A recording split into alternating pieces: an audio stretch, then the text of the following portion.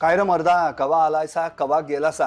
आता भेटला की माणूस जय श्रीराम म्हणतो. कोल्हापूरकर शाहू महाराजांना साथ देणार की मोदींच्या स्वप्नांना साथ देणार. कोल्हापूरचं राजकारण हे नेहमीच उलट्या साईडनं वाहणार आहे. पाडायचं कोणाला हे आधी ठरलं जातं. आणि यावेळी सतीश पाटलांनी अशा पद्धतीचा चेहरा या लोकसभा निवडणुकीमध्ये दिलाय की ज्याच्यावर आरोप करताना देखील माणसाला विचार करावा लागेल. 26 वर्षानंतर कोल्हापूर हा लोकसभा मतदारसंघामध्ये पहिल्यांदा हात चिन्ह आता तुम्हाला दिसते. सतीश पाटलांना पूर्ण जिल्हा काँग्रेसमय करायचा आहे. संजय मंडलिकांच्या समोर खूप मोठं आव्हान आहे. भाजप कार्यकर्त्यांनी जे आपल्या पोटातलं होतं ते ओठावरती आणलं. पण संभाजीराजेंचं नाव अचानक पुढे न येता थेट शाहू महाराजांचं नाव पुढे आणणं ही पुन्हा सतीश पाटलांचीच खेळी आहे का शरद पवारांनी याच्यामध्ये?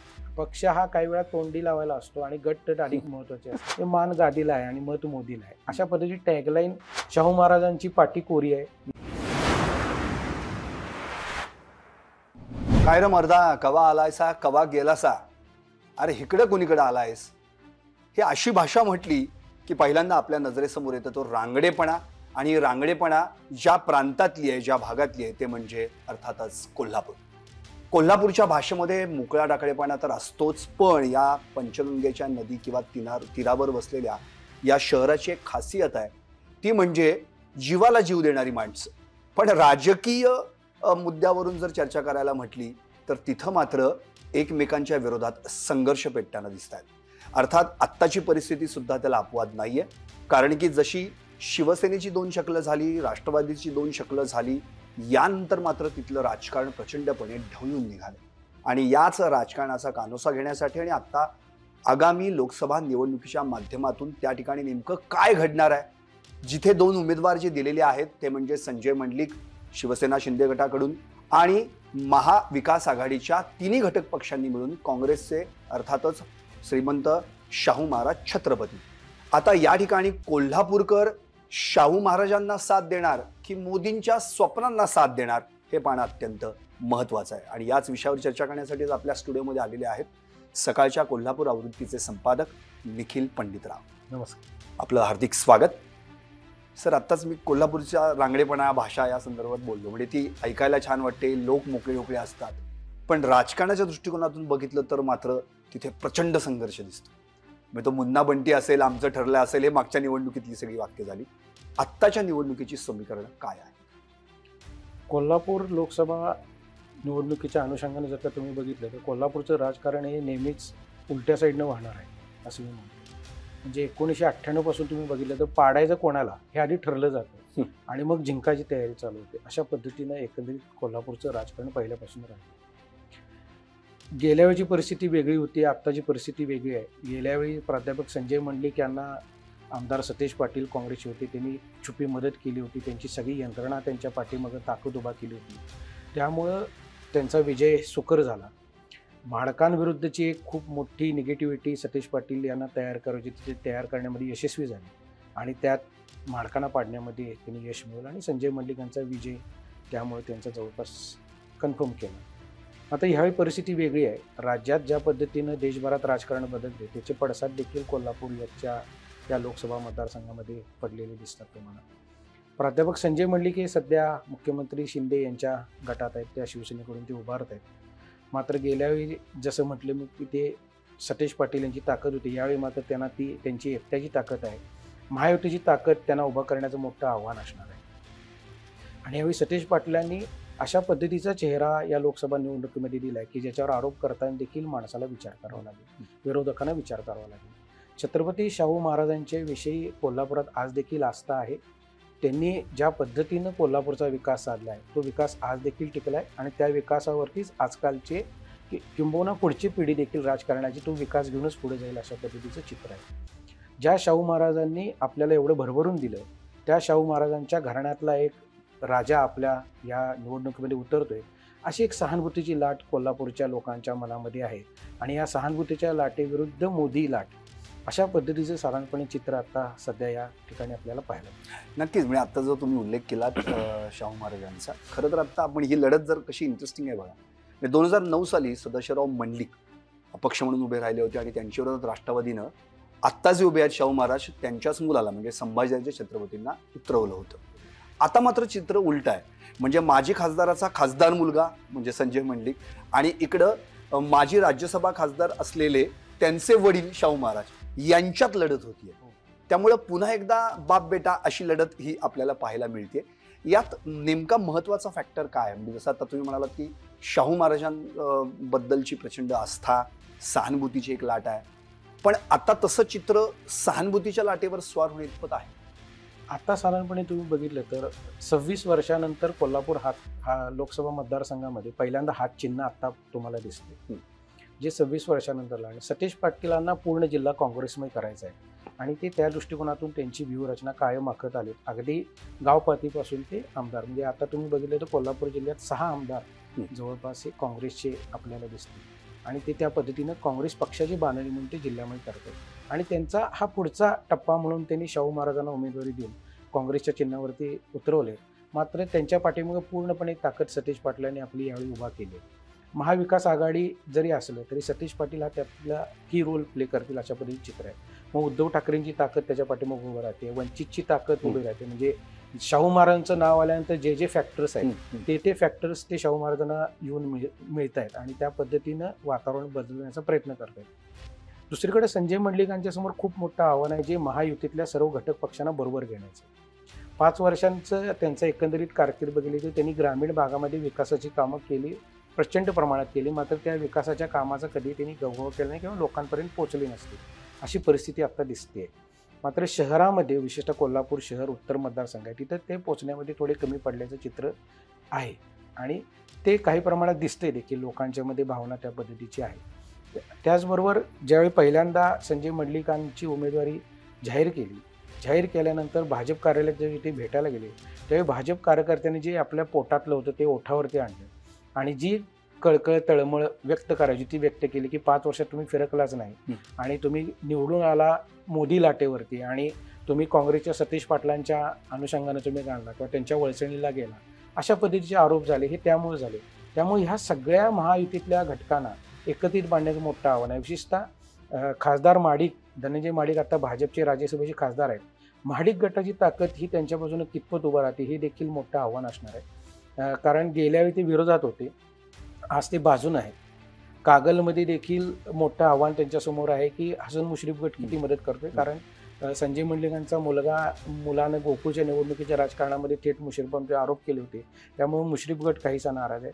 असे वेगवेगळे फॅक्टर्स आहेत की जे संजय मंडलिकांना बांधण्याचं मोठं आव्हान आहे आणि हे आव्हान ते कितपत पेलतात त्याच्यावरती सगळी त्याची भिस्त अवलंबून असणार असं आत्ता तरी चित्र. नक्कीच तुम्ही सतीश पाटलांचा की रोल असा उल्लेख केला. म्हणजे 2009ला या मतदारसंघाची पुनर्रचना झाली आणि पहिल्याच निवडणुकीत मुन्ना वर्सेस बंटी यांची लढत झाली. अर्थात तिथं सतीश पाटलांनी बाजी मारली. पण 2014ला मात्र उलट झालं. तिथे पाटलांना पराभव स्वीकारावा लागला आणि त्याचं उट्ट काढण्यासाठी मग आघाडी धर्म वगैरे फाट्यावर मारत त्यांनी थेट संजय मंडलिकांना मदत केली आणि तिथंच आमचं ठरलंय वगैरे हे सगळ्या गोष्टी झाल्या. आता सतीश पाटलांची ताकद जशी तुम्ही म्हणता, आजी माझे आमदार काँग्रेसचे सगळे एकत्र आलेले आहेत, त्यांना उद्धव ठाकरे गट येऊन मिळालेला आहे. तिकडे राष्ट्रवादी म्हणजे शरद पवार हा एक फॅक्टर फार महत्वाचा आहे. हे सगळे एकत्र आणून शाहू महाराजांना कोणत्याही परिस्थितीत निवडून आणण्यामागे सतीश पाटलांचीच भूमिका निर्णायक ठरू शकते. सतीश पाटलांचीच भूमिका निर्णायक ठरू शकते, हे खरं आहे. आणि तुम्ही जो आता उल्लेख केला तो विधानसभेची त्याला संदर्भ होतो आणि हे लोकसभेचे आहे. तर सतीश पाटलांचा याच्यात की रोल असणार हे नक्की आहे. मात्र सतीश पाटलांचाच कट्टर राजकीय प्रतिस्पर्धी हे माडिक आहेत. आणि जर का ही निवडणूक समजा तुम्ही मोदी विरुद्ध कोल्हापूर दक्षिण मध्ये जे आपल्याला चित्र पाहायला मिळालं, जे कोल्हापूर जिल्ह्याचं राजकारण एकंदरीत सतीश पाटील आणि धनंजय माडिक किंवा माधवराव माडिक यांच्यावरती फिरत राहतोय. जर का ही निवडणूक समजा अशी झाली की सतीश पाटलांच्या विरुद्ध धनंजय माडिक किंवा माडिक विरुद्ध पाटील अशा पद्धतीच्या जर का लाटेवरती निवडणूक जाण्याचा प्रयत्न झाला तर निश्चितच तुम्हाला या दोघांमधलं युद्ध पुन्हा एकदा राजकीय युद्ध जे म्हणतो आपण ते तुम्हाला पाहायला मिळेल आगामी याच्यात. मात्र आगामी याच्यात कसे पत्ते ओपन होतात, कशा पद्धतीनं डावपेच आखले जातात हे खूप पाहणं महत्त्वाचं आहे. मात्र सतीश पाटील हे अत्यंत हुशार राजकारणी आहेत. त्यांचं नियोजन परफेक्ट असतं आणि ते त्या पद्धतीने चाले घेतात. ते ही निवडणूक महाडिक विरुद्ध सतीश पाटील असं जाऊ देतील असं आत्ता तरी मला वाटत नाही. शाहू महाराजांची पाठी कोरी आहे, आरोप करताना प्रॉब्लेम येणार आहे ते त्यांना माहिती आहे. साधं काल एक पोस्ट जरी झाली तरी त्याच्याविरुद्ध तक्रार देण्यासाठी स्वतः पुढाकार घेतला. अशा पद्धतीने छोटे छोटे ते मुद्दे उचलून घेऊन पुढे जात आहेत. आणि त्यांच्याबरोबर शाहू महाराजांचे जवळचे मित्र आमदार PN पाटील जे काँग्रेसचे आहेत त्यांनी एक काँग्रेस पक्ष म्हणून बांधणी चालू केली जी करवीर विधानसभा मतदारसंघात आहे. त्याचबरोबर कोल्हापूर उत्तर आणि दक्षिण हे 3 म्हणजे ऋतुराज पाटील हे काँग्रेसचे आमदार आहेत दक्षिणमध्ये आणि उत्तरमध्ये जयश्री जाधव. बरोबर. ह्या तिघांचे एक मोठी वोट बँक काँग्रेस पक्षाची या लोकसभा मतदारसंघामध्ये आहे. चंदगडमध्ये सतीश पाटलांनी एक चांगला गट त्यांचा बांधला. ह्या सगळ्याची बांधणी आहे. मात्र चंदगडमध्ये तिथं प्राध्यापक संजय मंडलिकांना त्यांचे पाहुणे जे आहेत दाजी राजेश पाटील यांची ताकद तिथं उभं राहते. तर ह्या सगळ्याचा मेळ कसं घालतात हे पाहणं खूप महत्त्वाचं ठरणार आहे. नक्कीच आपण मतदारसंघ निहाय तर आपण चर्चा करूच, पण आणखी एक तुम्ही मुद्दा उपस्थित केला तो म्हणजे धनंजय महाडिक ज्यांच्या विरोधात त्यांना लढावं लागलं होतं संजय मंडलिकांच्या आणि त्यांना पराभूत व्हावं लागलं. आज त्यांचाच प्रचार करण्यासाठी त्यांना रिंगणात उतरावं लागतंय. त्यामुळे धनंजय महाडिक कुठे आणि शॅडो कुठेतरी लढायचे ते सतीश पाटलांविरुद्ध पुन्हा ती तशीच अशीच त्याच अँगलनी फिरते असं दिसतंय चित्र. अर्थात पण कोल्हापूर असिय जर शाहू महाराजांची जी आस्था आणि सहानुभूतीची लाट याच्यावर स्वार झाली तर निश्चितपणे मोदी लाटेचा त्यांना काहीतरी फटका बसेल असं काही वाटत नाही. शाहू महाराजांविषयी जर आता आपण चर्चा केली तर मध्ये म्हणजे सक्रिय राजकारणात शाहू महाराज होते असं कधी दिसलं नाही. म्हणजे अगदी काही काळापूर्वी आपण आपल्याला पाहायला पण मिळालं. नंतर त्यांचे सुपुत्र संभाजी छत्रपतीच शक्यतो मैदानात आले. आधी पराभूत झाले, मग राज्यसभा खासदार वगैरे सगळ्या गोष्टी. पण संभाजीराजांचं नाव अचानक पुढे न येता थेट शाहू महाराजांचं नाव पुढे आणणं ही पुन्हा सतीश पाटलांचीच खेळी आहे का शरद पवारांनी याच्यामध्ये लक्ष? नाही, शाहू महाराजांच्या उमेदवारीविषयी शरद पवार हे पहिल्यापासून आग्रही होते. संभाजीराजेंची इच्छा असेल कदाचित, मात्र संभाजीराजेंनी कधी इच्छा मी कोल्हापूरमध्ये उभारणार आहे वगैरे असं थेट कधीच व्यक्त केलं नव्हतं. मात्र त्या पद्धतीने ते मत व्यक्त करून लोकांचा अंदाज, कार्यकर्त्यांचे अंदाज घेत होते. मात्र याच्यात शाहू महाराजांना उभारण्यापाठीमागे जसं सतीश पाटलांचा रोल आहे तसंच शरद पवारांचा देखील एक महत्त्वाचा रोल आहे. कारण त्यांना माहिती आहे की कोल्हापूर लोकसभा मतदारसंघ किंवा कोल्हापूर जिल्हा हा नेहमीच असं म्हणतो की आपण पुरोगामी आहे आणि हिंदुत्वाच्या विरोधात उभा राहतो, अशा पद्धतीची एक लाट साधारणपणे दिसते त्यांना. त्या लाटेनुसारच त्यांनी त्या पद्धतीची बांधणी करण्याचा प्रयत्न आणि शाहू महाराज घराणे, शाहू महाराजांचा वारसा आणि आता जे श्रीमंत छत्रपती शाहू महाराज आहेत हे जरी सामाजिक कार्यात खूप अग्रेसिव्ह आहेत, ते कधीही पिक्चरमध्ये येत नव्हते. म्हणजे ते ज्यावेळी अनेक कार्यक्रमाला जातात त्यावेळी ते भाजपच्या हिंदुत्वाच्या विचाराविरोधात थेट बोलत होते, थेट आरोप करत होते आणि ते कुठेतरी विचार आता लोकांना पटतील का म्हणून शरद पवार आणि सतीश पाटलांनी देखील त्यांना सपोर्ट केला आणि त्यांना या ह्याच्यातनं उभारायला भाग पडलं. नक्कीच मध्ये जी महाविकास आघाडीचं असं चाललं होतं की कोल्हापूरची जागा कुणाची. अर्थात उद्धव ठाकरे गट तर म्हणत होता की ती आमचीच आहे, पारंपरिक आम्ही लढतोय. तिकडे काँग्रेसने देखील म्हणजे आपण जर उदयसिंहराव गायकवाडांपासून जर पाहिलं तर साधारण म्हणजे 5 वेळा ते खासदार होते. नंतर सदाशिवराव मंडलिक 2 वेळा राष्ट्रवादीतून, एकदा अपक्ष, एकदा काँग्रेस, मग धनंजय महाडिक आणि मग आता संजय मंडलिक. तर तिकडे पहिल्यांदा त्यातच रस्तिकेस सुरू होती की कुणाला जागा. मग ते शाहू महाराज नाव समोर आल्यामुळे एकदम एकमतच व्हावं लागलं, कारण की विरोध कोण करायचं. आणि आता तर वंचितनी थेट पाठिंबा देऊन टाकला, आमचा कोल्हापुरात पाठिंबा महाराजांना, म्हणजे त्यांनी स्वतःला सेट करून घेतलं. पण याचा फटका सांगलीत बसतोय त्याचं काय? म्हणजे महाविकास आघाडीला इकडे कोल्हापुरात छान छान वाटतंय, पण सांगलीची परिस्थिती अत्यंत वाईट आहे. अजूनही तिथं उमेदवार भले डिक्लेअर केला असला म्हणजे महाविकास आघाडीने, म्हणजे किंवा फक्त उद्धव ठाकरेंनीच तो डिक्लेअर केला असं पण चंद्रकांत पाटील, पण अजूनही काँग्रेसचा त्या जागेवर डोळा आहे. सांगलीतली परिस्थिती खूप वेगळी आहे. तिथे विशाल पाटील हे काँग्रेसचे चांगले नेते आहेत, ते जिल्हा विश्वजित कदम आहेत, हे सगळे जे आहेत हे तिथं खूप चांगल्या पद्धतीनं काँग्रेसची बांधणी केली आहे. गेल्या वेळी पण विशाल पाटील उभारले होते. आणि आत्ता उद्धव ठाकरेंनी वास्तविक उद्धव ठाकरेंचं जी भूमिका आहे, पश्चिम महाराष्ट्र हा त्यांच्या पक्षाचा नेहमीच विस्ताराचा केंद्रबिंदू राहिला आहे. कारण पश्चिम महाराष्ट्रावरती जर का शिवसेनेचा आपला कब्जा असेल तर तिथून आपला पश्चिम महाराष्ट्रावरती कब्जा राहतो, अशी भावना ही उद्धव ठाकरेंची पण आहे आणि आता मुख्यमंत्री एकनाथ शिंदेंची पण आहे. त्यासाठीच त्यांनी ह्या जागांच्या अदलाबदल मुख्यमंत्री एकनाथ शिंदेंनी देखील केली नाही, उमेदवार तेच ठेवले. येऊन भाजपनं मागणी केली देखील दिली नाही. त्याच पद्धतीनं जर का आत्ता पश्चिम महाराष्ट्रातले आपण मतदारसंघ सोडले, म्हणजे आता उदाहरणार्थ कोल्हापूर लोकसभा सोडला आणि सांगलीला सोडला, तर पश्चिम महाराष्ट्रातलं जे त्यांची ताकद आहे किंवा पश्चिम महाराष्ट्राला त्यांचा प्रेझेन्स आहे तो कुठेतरी कमी होईल. अशा पद्धतीचे चित्र साधारणपणे त्यांना दिसत असेल किंवा त्या पद्धतीचा एक त्यांना अंदाज असेल, ज्यासाठीच त्यांनी सांगलीवरती हक्क सांगितला. आणि सांगलीतली परिस्थिती खूप वेगळी आहे, कारण तिथं काँग्रेस जरी असलं तरी तिथं राष्ट्रवादी काँग्रेस आणि काँग्रेस यांच्यातलं जे नातं आहे ते म्हणजे कधीतरी आपण अंदाज घेण्यासारखंच आहे. कारण जयंत पाटील पूर्ण ताकदीनं विशाल पाटलांना कितपत सपोर्ट करतील, दादा घराणं आणि ते घराणे जे आहे त्यात किती सपोर्ट करतील हा देखील नक्कीच. इथे काही दिवसांपूर्वी सरकारनं मला विश्वजित कदम यांचा देखील इंटरव्ह्यू केला होता, तेव्हा JJP म्हणजे जयंत जनता पार्टी प्लस BJP असं तिथं समीकरण आहे. म्हणजे यंदा तो सांगलीचा जो काही आता तिढा आहे तो अजूनही कायम आहे, पण त्याचा म्हणजे कोल्हापूरचा परिणाम सांगलीवर होईल असं तुम्हाला वाटतं का? किंवा त्यामुळे म्हणजे स्वतः संजय राऊतांचं एक स्टेटमेंट आहे की कदाचित काँग्रेसला सांगलीवरून आपलं पंतप्रधानपद गमवावं लागेल. नाही नाही, कोल्हापूर एक लक्षात ठेवा की प्रत्येक जिल्हा हा वेगळं राजकारण आहे आणि त्याचा परिणाम शेजारीच्या जिल्ह्यात होईल असं अजिबात नाही. सांगलीचं राजकारण खूप वेगळं आहे. त्या ठिकाणी वेगळे गट तट हे स्वतंत्र आहेत आणि त्या पद्धतीनंच तिथं काम चालतं. त्याचा परिणाम कोल्हापूरवर होईल असं मला अजिबात वाटत नाही. नक्कीच. आता आपण जर मतदारसंघ निहाय विचार केला म्हणजे कोल्हापूरचे विधानसभा मतदारसंघ जे आहेत त्यामध्ये आपण कोल्हापूर उत्तर आहे म्हणजे जयश्री जाधव जो तुम्ही उल्लेख केला म्हणजे पोटनिवडणुकीत त्यांना सतेज पाटलांनीच पुन्हा एकदा निवडून आणलं. त्याच्या आधी चंद्रकांत जाधव होते, त्यांचं निधन झालं. पण राजेश क्षीरसागर जे तिथे त्यांच्याकडून तो गड खेचून आणणं ही सतेज पाटलांनी तिथे किमया दाखवली. त्या म्हणजे अर्थात महाविकास आघाडीला तो आपण विधानसभा मतदारसंघ निश्चितच फायद्याचा ठरतो.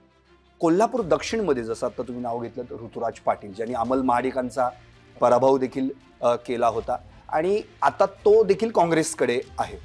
पण तिथली जी गणितं आहेत म्हणजे जर आपण पाहिलं कोल्हापूर दक्षिणमध्ये तर तिथं पुन्हा एकदा धनंजय महाडिक वर्सेस सतेज पाटील अशाच पद्धतीने जास्त चालतं. आणखी याच मतदारसंघात दोघंही एकमेकांच्या विरोधात उभे ठाकले होते आणि एकमेकांना पाडण्यामध्ये भूमिका बजावली होती.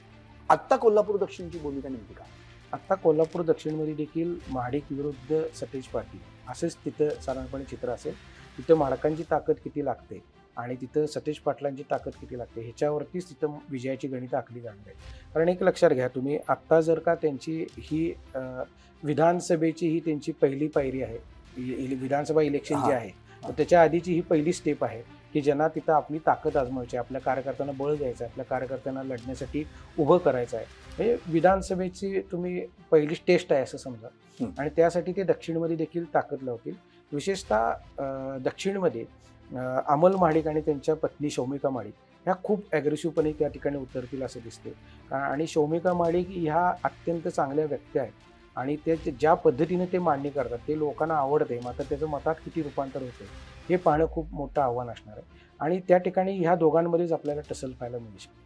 नक्कीच. आपण जर आता करवीरकडे वळालो होते तर पी एन पाटील आणि के पी नरके यांचा तो सगळा चंद्रदीप नरके यांच्यात जर आपण पाहिला तो अजूनही आहे चालू आणि त्यांचा आता चेतन नरके सुद्धा अपक्ष म्हणून निवडणूक रिंगणात उतरण्याची तयारी.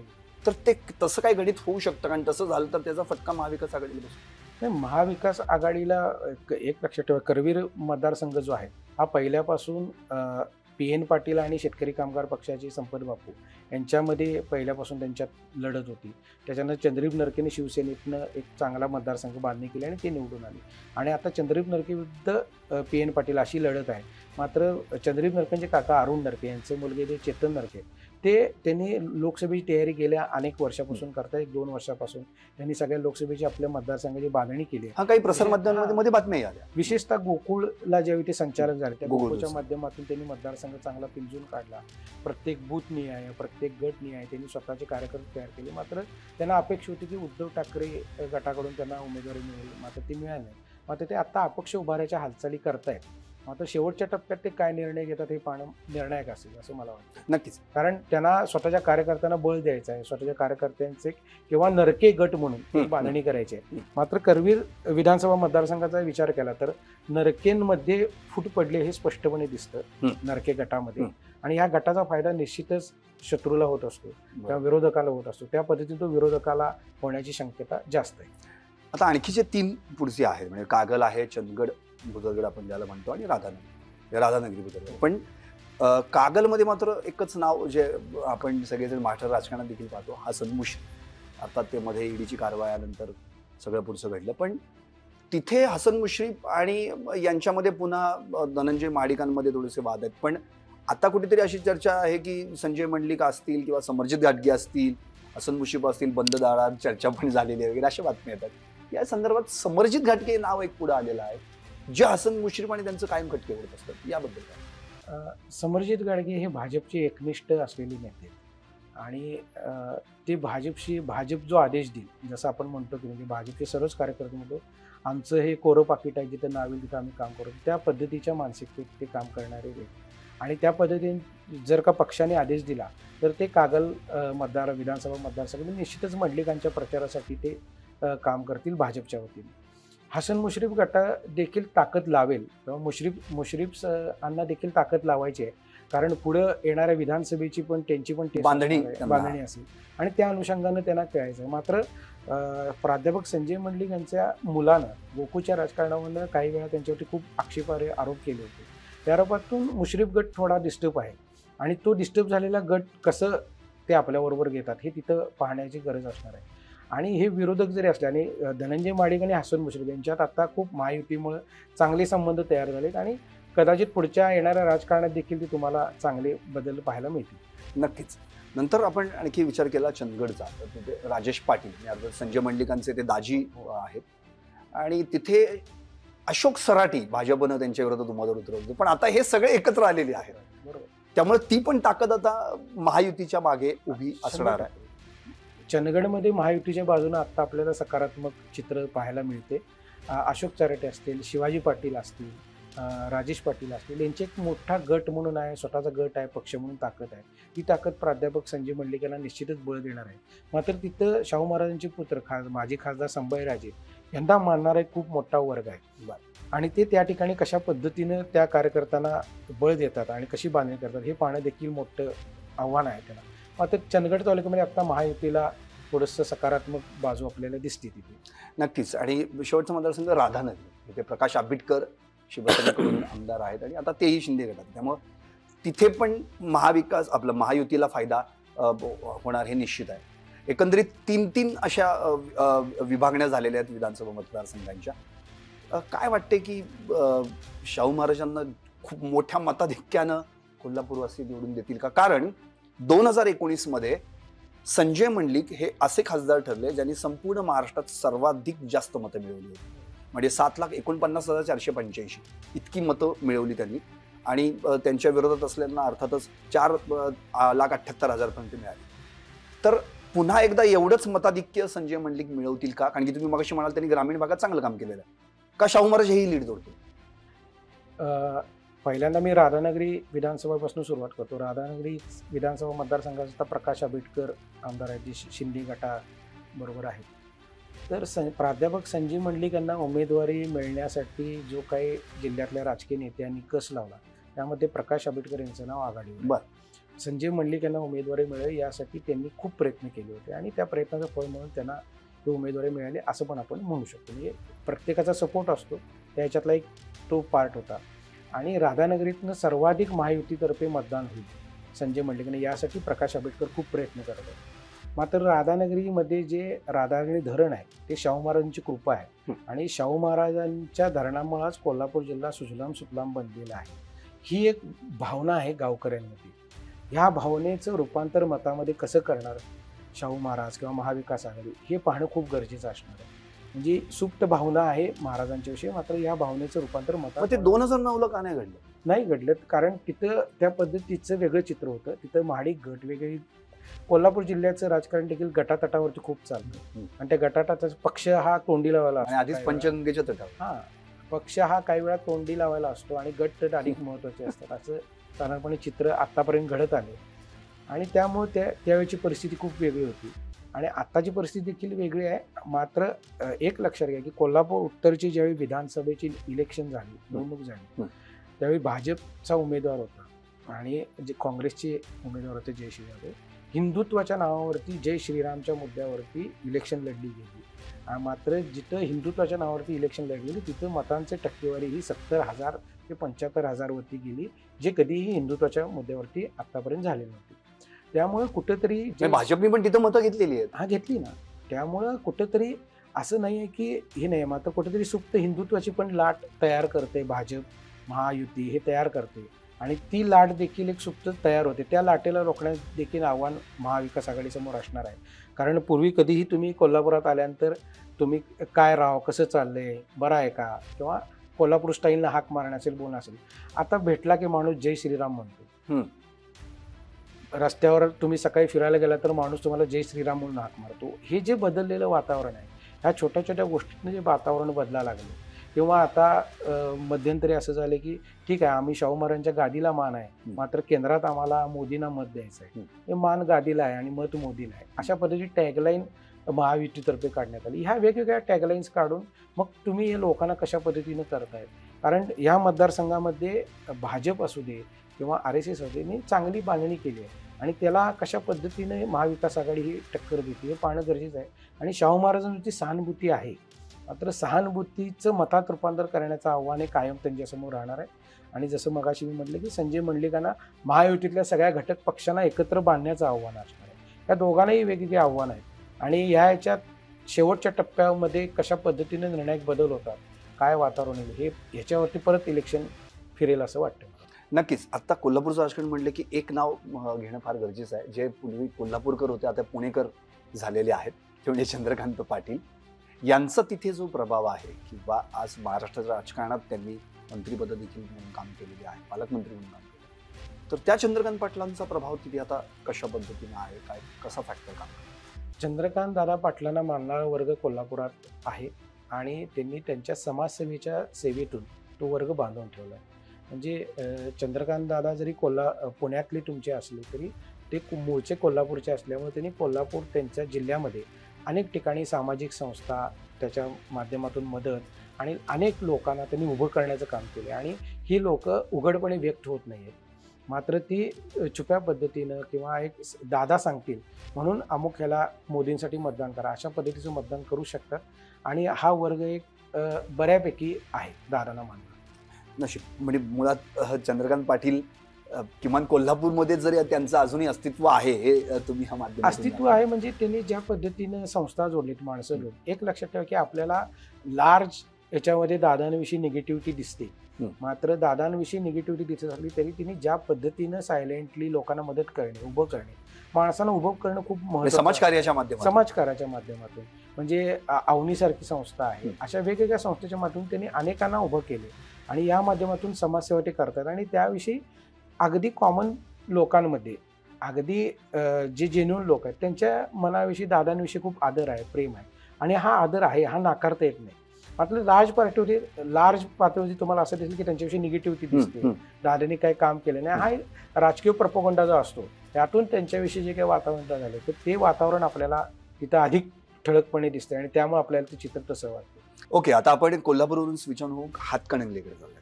अर्थात हा देखील मतदारसंघ अतिशय महत्त्वाचा आहे, कारण की हातकणंगले म्हटलं की माने घराणं आणि 1977 ते 91 पाहिलं तर बाळासाहेब माने, त्याच्यानंतर त्यांच्या सून निवेदिता, म्हणजे मध्ये कल्लाप्पा आवाडे एक नाव, 2 टर्म ते त्या ठिकाणी खासदार राहिले, नंतर निवेदिता माने आल्या, त्या 2 टर्म खासदार झाल्या आणि मग राजू शेट्टी हा फॅक्टर संपूर्ण महाराष्ट्रात आता आपण पाहतोय. पण आता त्यांची अशी परिस्थिती झाली आहे की ना महाविकास आघाडीमध्ये जाता येत आणि बाहेर आलं तर पाठिंबाही मिळवता येत. त्यामुळे आता करायचं काय? त्यामुळे पुन्हा एकदा आपला पक्षाने एकला चरवले अशी भूमिका तिथं आली का? कारण हातकणंगलेमध्ये पुन्हा एकदा शिवसेनेनं धैर्यशील माने यांनाच उमेदवारी दिलेली आहे. इकडे अजून महाविकास आघाडीनं उमेदवार दिलेला नाहीये. मग उमेदवार द्यायचा का राजू शेट्टींना पाठिंबा द्यायचा हा प्रश्न त्यांच्यासमोर उपस्थित आहे. आणि अर्थात वंचित पुन्हा एकदा काहीतरी तिथे वेगळी खेळी करू शकतो का? कारण की मागच्या वेळी याच वंचितच्या अस्लम सय्यद यांनी जवळपास 1,23,000 मतं घेतली होती आणि त्याचा फटका राजू शेट्टींना बसला होता. त्यामुळे नेमकं हातकणंगले संदर्भात तुम्हाला काय सांगायचं? हातकणंगले लोकसभा मतदारसंघात खूप इंटरेस्टिंग आहे. विशेषतः तिथं तुम्हाला राजू शेट्टी किंवा धैर्यशील माने यांच्याविषयी दिसत असलेली लढाई, तरी तिथं आत्मलढाई ही जातीची लढाई अधिक तीव्र दिसते. जैन विरुद्ध मराठा अशा पद्धतीची ती लढाई आणि मोठा वर्ग आहे तिथे. आणि गेल्या वेळची निवडणूक जी झाली ते शेवटच्या टप्प्यावरती ती त्या पातळीवरती नेण्याचा प्रयत्न झाला आणि त्यात कुठेतरी यश मिळालं. कारण जसं म्हटलं की वंचितच्या याने 1,23,000 मतं घेतली आणि त्यामुळं त्याचा फायदा सरसर धैर्यशील मानेने झाला. त्यानंतर राजू शेट्टींनी आपल्या मतदारसंघाची बांधणी करायला सुरुवात केली. त्यांनी शेतकऱ्यांच्या प्रश्नावरती पुन्हा जोरदार आक्रमक भूमिका घेतल्या, प्रश्न सोडवण्यासाठी सुरुवात केली. साखरेच्या दरापर्यंतची गेल्या उत्पादक शेतकरी एक लक्षात घ्या की त्या जिल्ह्यातल्या त्या लोकसभा मतदारसंघातला शेतकरी जो आहे तो अजूनही असं म्हणतो की राजू शेट्टींमुळे आमच्या तिजोरीमध्ये पैसा येतो आणि तो पैसा निव्वळ त्याच्यामुळं आम्हाला मिळतो, नाहीतर आम्हाला कारखानदारांनी पैसे दिले नाही. आणि काही वेळा शेतकरी त्यांच्या इलेक्शनसाठी स्वतः पैसे देऊन त्यांना मदत करतात असं चित्र आहे आणि ती भावना ही निश्चितच आहे. मात्र गेल्या वेळी निवडणूक थोडी वेगळ्या पातळीवरती गेल्यामुळे त्यांना ते पराभव, कारण त्यांच्याविषयी एक नाराजी तयार झाली होती. हे विशिष्ट समूहाला मदत करतात, विशिष्ट गटतटालाच ते मदत करतात अशी नाराजी होती आणि त्या नाराजीचा फायदा हा धैर्यशील मानेने परफेक्ट उचलला आणि ते विजयी झाले. मात्र यावेळी या मतदारसंघात धैर्यशील मानेंच्या विषयी देखील नाराजीचा एक मोठा सूर आहे आणि ती नाराजी वेगवेगळ्या पातळीवरती की 5 वर्षात मतदारसंघात आलीच नाहीत. त्यांनी काम निश्चित आता तर विरोधच त्यांच्या नावालाच विरोध होतो. आणि कदाचित त्यांचा दावा आहे की मी 8,000 कोटीची 6,000 कोटीची विकास कामं केली. विकास कामं केली असतील असं आपण नाकारू शकत नाही. मात्र लोकांच्यातला संपर्क, लोकांची कामं, लोकांना भेटणे, त्यांचे प्रश्न समजावून घेणे, ह्या संदर्भातले जे काय मुद्दे आहेत ते कुठंतरी त्यांचा एक गॅप पडला आणि ती निगेटिव्हिटीची लाट तयार झाली आणि ती राजू शेट्टीने आत्ता परफेक्ट कॅच करण्याचा प्रयत्न केला आहे. मात्र ह्या ठिकाणी राजू शेट्टींची आता अडचण झाली की राजू शेट्टींच्या भूमिका ह्या अनेक वेळा वेगवेगळ्या पातळीवरती बदलत गेले. म्हणजे पूर्वी ते भाजप सोबत होते, काही वर्ष झाल्यानंतर त्यांनी मोदींवरती टीका चालू केली, ऊस प्रश्नावरती, ऊस दरावरती, शेतकऱ्यांच्या प्रश्नावरती आणि त्यांच्यापासून फारकत घेतली. गेल्या वेळी पण असंच झालं, त्यावेळी पण त्यांनी शरद पवारांनी जागा सोडली, त्यांनी केली, मात्र ते झालं नाही. आणि यावेळी महाविकास आघाडी त्यामुळे त्यांना पाठिंबा द्यायचा किंवा महायुती देखील त्यांना घ्यायचा का नाही हा विचार त्यासाठी करते, कारण हे निवडून आल्यानंतर पुन्हा काय भूमिका घेतील हे सांगता येत नाही. आणि एकला चलोचा नारा असा की त्यांना स्वाभिमानी पक्ष जो त्यांचा आहे स्वतःचा, त्याच्यासाठी ते स्वतंत्र भूमिका ठेवायचे, यासाठी ते एकला चलोचा नारा देत आहेत आणि महाविकास आघाडीचा पाठिंबा मागतात ते देण्यासाठी. मात्र मध्यंतरी अशा पद्धतीची चर्चा होती की उद्धव ठाकरेंनी त्याला मशान चिन्हावरती तुम्ही लढा, आम्ही पूर्ण पाठिंबा देऊ, अशा पद्धतीचं एक त्यांना प्रस्ताव दिला होता, मात्र त्यांनी तो नाकारला. त्यामुळं राजू शेट्टी हे आता सध्या महाविकास आघाडी कितीपत सपोर्ट करते हा देखील आहे आणि वंचितनं पुन्हा एकदा उमेदवार दिला आहे, त्यामुळे तो की प्रश्न आहे. दुसरीकडे धैर्यशील मानेंनी देखील त्यांच्या भाजप अंतर्गत अनेक जणांना दुखवलेलं आहे. म्हणजे त्यांची अगदी इचलकरंजी ते राजकीय विरोधक आवाडे जे आहेत, तर आवाडे थेट त्यांच्या विरुद्ध मध्यंतरी प्रकाश आवाडेने आरोप केले, हे आम्हाला काही मदत करत नाही किंवा या अनुषंगाने राजकीय आरोप प्रत्यारोप झाले. त्यामुळे ह्या सगळ्यांची परत मोठ बांधण्याचं आव्हान देखील धैर्यशील मानेंना असणार आहे. ह्या धैर्यशील मानेंना ही निवडणूक खूप टफ आहे असं मी म्हणेन. नक्कीच. म्हणजे आता जो तुम्ही उल्लेख केला, राजू शेट्टी हे विशिष्ट घटकासाठी काम करतात म्हणून त्यांच्याबद्दलची नाराजी आहे किंवा धैर्यशील माने भाजपशी तितकं जुळून घेत नाहीत वगैरे, आणि आता त्यांच्या उमेदवारीला पण विरोध होतोय. पण ह्याच्यात महत्त्वाचा फॅक्टर तर तुम्ही नाव उच्चारलं ते म्हणजे आवाडे, कल्लापा आवाडे असतील, नंतर प्रकाश आवाडे असतील, यांची महत्त्वाची भूमिका त्या ठिकाणी राहिलेली आहे. तर त्या आवाडेंविषयी आत्ता हातकणंगलेमध्ये कशी परिस्थिती आहे? आवाडे हे लक्षात ठेवा की तुम्हाला इचलकरंजी ते किंग मेकर होतात का? नाही, किंग मेकर नाही, ते सपोर्टिव्ह ताकद त्यांची खूप राहते. इचलकरंजी असू दे किंवा हातकणंगले विधानसभा असू दे, या ठिकाणी आवाडे गटांना मानणारा एक मोठा वर्ग आहे, म्हणजे गट म्हणून त्यांना मांडणार. आणि पूर्वीपासून त्यांनी बांधणी अशी केली की आवाडे गट म्हणून, आणि आत्ता देखील ते अपक्ष आमदार आहेत, ते पक्षाच्या चिन्हावरती नाही, ते भाजपला सपोर्ट करत असले तरी ते आता त्यांनी स्वतःचं अस्तित्व स्वतंत्र ठेवले, कारण त्यांना माहिती आहे की अनेक वेळा पक्षाच्या याच्यावरती आपल्याला मतदान होणार नाही, गटावरतीच होईल. कारण भाजपची मतं घेतली तर मग काही विशिष्ट समूहाची मतं आपल्यापासून दुरावतील, इचलकरंजीत तो वर्ग जास्त आहे, अशा पद्धतीचं गणित त्यांनी पहिल्यापासून ठेवले, आखले आणि त्या पद्धतीने ते काम करते. त्यासाठी आवाडे गट म्हणून जो इन्फ्लुएन्स आहे त्यांचा, तो इचलकरंजी आणि हातकणंगलेत आपल्याला अधिक प्रभाव दिसतो, शिरोळमध्ये काही प्रमाणात आपल्याला जाणवतो, आणि तो निश्चितच धैर्यशील मानेंना हा कदाचित अडचणीचा मुद्दा ठरू शकतो. आता त्यांचा मुलगा जो आहे राहुल आवाडे, यांनी सांगितलं की मी अपक्षच म्हणून उतरवणार. मग जर का राहुल आवाडे अपक्ष येणार असतील तर आवाडे गट शुअर अर्थातच नाही. त्याचा पुढचा मुद्दा असा आहे की आवाडे गट म्हणून जे मतदान आहे ते झालं, मात्र राजू शेट्टीच्या मताची विभागणी होईल बरोबर ही पाहण्याची गरज आहे, कारण राजू शेट्टीचा इन्फ्लुएन्स ह्या तिन्ही मतदारसंघात जास्त आहे. म्हणजे मग न कळत धैर्यशील मानेंनाच मदत होईल का, ह्या पद्धतीचे अनेक गणित आता समीकरणं बदलताना दिसत आहेत. आणि आता धैर्यशील माने नेमकं कशा पद्धतीनं आवाडेंना कन्व्हिन्स करतील का, किंवा मग राहुल आवाडेंना उभंच राहायला मदत करतील का, हे अंडरकरंट आता लक्षात येत नाही. हे मात्र ज्यावेळी मतदान होईल, निकाल लागेल, त्यावेळी राहुल आवाडे उभारले आणि जर का राजू शेट्टी पडले आणि धैर्यशील माने विजयी झाले तर ह्या पद्धतीची गणित आपल्यासमोर ही क्लिअर होती. आत्ताच आपण त्या विधानसभा मतदारसंघांची पण नावं घेतली, म्हणजे हातकणंगले असेल, इचलकरंजी असेल, शिरोळ असेल, शिराळा असेल, शाहूवाडी आहे. पण आणखी एक महत्त्वाचा फॅक्टर म्हणजे विनायक कोरे, जनसुराज्य, नेहमी म्हणजे अर्थात भाजप आणि ते एकत्र आहेतच, पण त्यांची देखील मध्ये कुठेतरी इच्छा होती की अरे बाबा मला सुद्धा, पण नंतर ते म्हणाले की ठीक आहे बाबा नाही तर विधानसभेला. पण तो एक फॅक्टर आहे का, म्हणजे जनसुराज्य पक्षाची काय किती मतं तिथं निर्णय? विनायक कोरेंनी आपला मतदारसंघ पन्हाळा शाहूवाडा अत्यंत चांगल्या पद्धतीनं बघाणी केली आणि त्यांनी आपल्या मतदारसंघावरती पकड चांगली ठेवली आणि त्यांना मारणारा गट प्रचंड आहे. म्हणजे ते हातकणंगले लोकसभा मतदारसंघात जर का उभं केलं असतं भाजपनं तर त्यांचा विजय एकतर्फी झाला असता, अशी परिस्थिती होती. बर. मात्र देवेंद्र फडणवीस यांनी ज्यावेळी त्यांच्याशी चर्चा केली त्यावेळी विनय कोरेंनी पहिल्यापासून अशी भूमिका ठेवली आहे की मी विधानसभेलाच इच्छुक आहे आणि विधानसभेच्याच रिंगणात मी असेल. मात्र आपण वेगवेगळे पक्ष वेगवेगळे सर्वे करत असतात आणि या सर्वेच्या माध्यमातून ती चाचपणी करत असतात. तर भाजपच्या कुठेतरी सर्वेतनं असं त्या जाणवलं असेल की जर का तुम्ही विनय कोरेंना पुढं आणलं तर निश्चितच एक वेगळ्या पद्धतीचा इम्पॅक्ट होईल. कारण विनय कोरेंना मानणारा वर्ग या 6 विधानसभा मतदारसंघात आहे. नेत्यांची जवळीक चांगली आहे, जे आवाडे विरोध करू शकत नाही. खाली सत्यजित त्यांचे जे राजकीय विरोधक आहेत ते सोडले तर बाकीचे सगळे आहेत ते त्यांच्यासाठी म्हणून एकत्र येतील अशी परिस्थिती होती. मात्र विनय कोरे थांबल्यामुळे मात्र विनय कोरेंची ताकद निश्चितच ते प्रामाणिकपणे धैर्यशील मानेनं मदत करतील असं आत्ता चित्र आहे. कारण त्यांना त्याच्या वरती त्यांची पुढं विधानसभेची गणितं सगळी अवलंबून आहेत. आता आणखी एक महत्त्वाचं फॅक्टर म्हणजे अर्थातच एका पक्षाचे प्रांताध्यक्षांचा मतदारसंघ या ठिकाणी येतोय.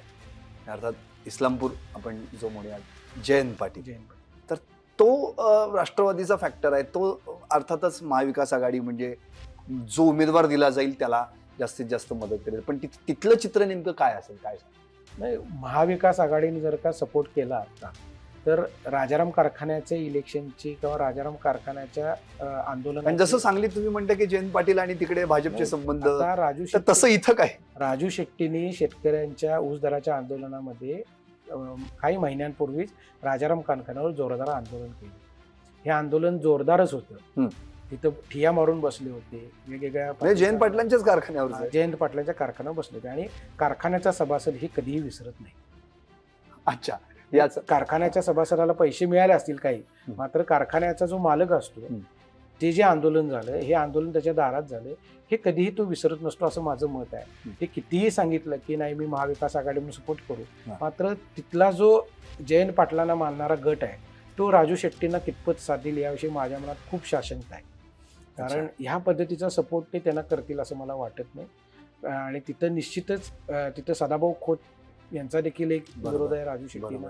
तिथं परत माडकांचे चुलत भाऊ सम्राट माडी आणि ते जे आहेत माडिक, तर तिथं तो खूप स्ट्रॉंग आहे. या सगळ्यातनं इस्लामपूर वाळवाला थोडासा धैर्यशील मानेना कुठेतरी एक किंचित सपोर्ट मिळेल. मात्र महाविकास आघाडीला तिथं जयंत पाटील सपोर्ट करतील, कितपत करतील ते उघडपणे दाखवतील करते म्हणून, मात्र कार्यकर्त्यांना सोबत राजू शेट्टींच्या बरोबर कितपत घेऊन जातील याच्याविषयी थोडीशी अडचण वाटते. नक्कीच. एकंदरीत हातगलंगीचं जे चित्र आहे, एक उमेदवार तर धैर्यशील माने शिंदे गटाकडून आता दिला गेलेला आहे, पण अजून मवियाकडून फायनल नाहीये. अर्थात ते राजू शेट्टींना पाठिंबा देतात किंवा आपला उमेदवार उभा करतात असा प्रश्न तिथे आहे. पण इथे मात्र आता म्हणजे जसं आपण पुन्हा एकदा कोल्हापूरवर येऊयात की कोल्हापूरची लढत ही आता फिक्स झालेली आहे. शिंदे गट वर्सेस काँग्रेस असं म्हणण्यापेक्षा जसं तुम्ही मगाशी नाव उच्चारलं सतेज पाटील वर्सेस मंडलिक अशीच आपल्याला ती म्हणता येईल. पण आता मुन्ना महाडिक आणि बंटी पाटील हे जे नाव होतं चर्चेत होतं ते आता 2019ला मागे पडलं. आता पुन्हा एकदा संजय मंडलिक आणि शाहू महाराज ही 2 नावं समोर आलेली आहेत. पण या दोन्ही नावांपैकी संजय मंडलिकांचं आत्तापर्यंत त्यांनी केलेलं काम ग्रामीण भागातलं आणि शाहू महाराजांची कोल्हापूर वासियांवर असलेली एक वेगळी छाप, ते घराणं, शिवाय त्यांच्याविषयीची आस्था, तर या सगळ्यांमध्ये काय वाटतंय तुम्हाला? म्हणजे आता त्या ठिकाणी काँग्रेस म्हणजे एकतर इतक्या वर्षांनी शिवसेनेचं पहिल्यांदा तिथे भगवा फडकवला संजय मंडलिकांनी आणि पुन्हा एकदा जसं तुम्ही मगाशी म्हणालात की तो पंजाब पुन्हा एकदा ठसा तिथे उमटवू शकेल का, काय सांग? आता शाहू महाराजांच्या तुम्ही प्रचाराचं जर का बघितलं तर शाहू महाराजांच्या घराण्यातले सगळे माणसं जे आहेत ती प्रचारासाठी बाहेर आहेत. म्हणजे त्यांचे पुत्र मालोजी राजे असू दे, त्यांचे सून संयोगिता राजे, मधुरिमा राजे आणि स्वतः शाहू महाराज, संभाजी राजे, छत्रपती घराणं हे प्रचारासाठी बाहेर आहे. ही ह्या पद्धतीची एक भावना लोकांच्यामध्ये तयार होते आणि ही भावना तयार होत असताना ती वेगवेगळ्या पद्धतीने लोकांवरती इम्पॅक्ट करते. विशेषतः जुन्या काळातले जुन्या पठडीतले जे लोक आहेत ते शाहू महाराज मानणारे आहेत. या राजामुळं आम्हाला पाणी मिळालं, या राजामुळं आमची शेतजमीन पिकली, ह्या पद्धतीची भावना आहे. मात्र ही भावना मतदानाच्या दिवसांपर्यंत टिकवून ठेवणे आणि त्या दिशेनं नेणे ह्या पद्धतीची बांधणी महाविकास आघाडी कशी करते हे याच्यावरती सगळं तंत्र अवलंबून असणार आहे. आणि संजय मंडलिकांच्या बाजून तुम्ही विचाराल ते खूप हजरजबाबी आहेत. ते कोणत्याही प्रश्नाला अतिशय चपकलपणे उत्तर देतात. त्यांना राजकीय सेन्स प्रचंड चांगला आहे. त्या पद्धतीने ते बोलतात आणि वागतात. तर त्यांनी फक्त महायुतीची बांधणी व्यवस्थित केली तर त्यांना देखील विजयाच्या जवळपास जाता येईल असा शेवटच्या टप्प्यापर्यंत जर का बघितलं तर चित्र होईल. त्यामुळे आत्ताच ह्या पद्धतीनं कोणताही अंदाज वर्तवता येत नाही की ही निवडणूक वन साईड आहे, ही निवडणूक ह्या पद्धतीची. मात्र कुठेतरी पारडं कमी जास्त होत असते रोज, आणि त्या ह्याच्यातनं नेमकं मतदान कसं होते मतदाना दिवशी. जर का मतदानाची टक्केवारी घटली तर त्या दिवशी मग आपल्याला नेमके काहीतरी अंदाज लावता येईल की काय आहे. मात्र येणारा काळच आता ठरवेल यांच्या प्रचाराची तंत्र काय राहतील, प्रचाराची तंत्र काय बदलतील. जर का हिंदुत्वाचं कार्ड आलं, जर का मोदी कार्ड आलं, तर काँग्रेस विषयीची ओव्हरऑल देशभरात निगेटिव्हिटीची लाट आहे. म्हणजे मध्यंतरी असं होतं की हात चिन्ह असलं तरी माणसांच्या मनामध्ये कुठेतरी एक नाराजी तयार व्हायची. मात्र सतेज पाटलांनी ती नाराजी खोडून काढली कोल्हापूर जिल्ह्यामध्ये आणि हात चिन्हाविषयी एक सहानुभूती तयार करायचा प्रयत्न केला. त्याच पद्धती जर का हात या चिन्हाविषयी सहानुभूती झाली तर वेगळं चित्र दिसेल. मात्र मोदी लाट आणि हिंदुत्वाच्या मुद्द्यावरती जर का गेली तर तुम्हाला चित्र वेगळं दिसेल. नक्कीच सर, आपण दोन्ही मतदारसंघांविषयी म्हणजे कोल्हापूर असो हातकणंगले असो अतिशय बारकाईनं विश्लेषण केलं आणि दोन्ही मतदारसंघातल्या विधानसभा मतदारसंघातले बारकावे देखील समजून सांगितले. गट तटाचं राजकारण यावेळी निश्चितच फॅक्टर मोठा आहे आणि त्याचा परिणाम कदाचित उमेदवारावर होऊ शकतो किंवा निवडणुकीवर होऊ शकतो. तर अर्थात भविष्यात पुढे काय होणार, घोडा मैदान जरी जवळ असलं तरी आपल्याला उत्तर देता येत नाही की नेमका काय होणार, पण टफ फाईट होणार आहे हे नक्की. धन्यवाद, आपण स्टुडिओमध्ये आलात आणि आमच्याशी संवाद साधला. एकंदरीतच सरांनी आत्ताच सांगितलं कोल्हापूरचं गणित म्हणजे पूर्वी त्या ठिकाणी काय रे मर्दा, काय भावा असे शब्द ऐकायला मिळायचे, पण आता एकमेकांना भेटल्यानंतर जय श्रीराम असं देखील म्हटलं जातं. त्यामुळे कुठेतरी मोदी लाट त्या ठिकाणी भले आत्ता विसावली असली तरी देखील जेव्हा शाहू महाराज हे नाव निवडणूक रिंगणात आलं त्यावेळी मात्र पुन्हा एकदा आता जी जनसामान्यांची भावना आहे आणि शाहू महाराज घराणं म्हटल्यानंतर त्यांच्याविषयीची आस्था आहे, आता खरी फाईट आहे मोदी लाट आणि त्याच्या विरोधात सहानुभूतीची लाट. आता या सगळ्यांमध्ये पुन्हा एकदा शिवसेनेचा बाण सुटणार की काँग्रेसच्या पंजाचा ठसा उमटणार हे कोल्हापूर वासीयच ठरवणार आहेत. पाहत रहा निर्भीड आणि सडेतोड सरकारनामा. राजकारणातील प्रत्येक अचूक बातमीचे सर्वात आधी अपडेट्स मिळवण्यासाठी सरकारनामाच्या सर्व सोशल मीडिया प्लॅटफॉर्मला लाईक, फॉलो आणि सबस्क्राईब करा. तसंच सर्व नोटिफिकेशनसाठी बेल आयकॉन प्रेस करायला विसरू नका.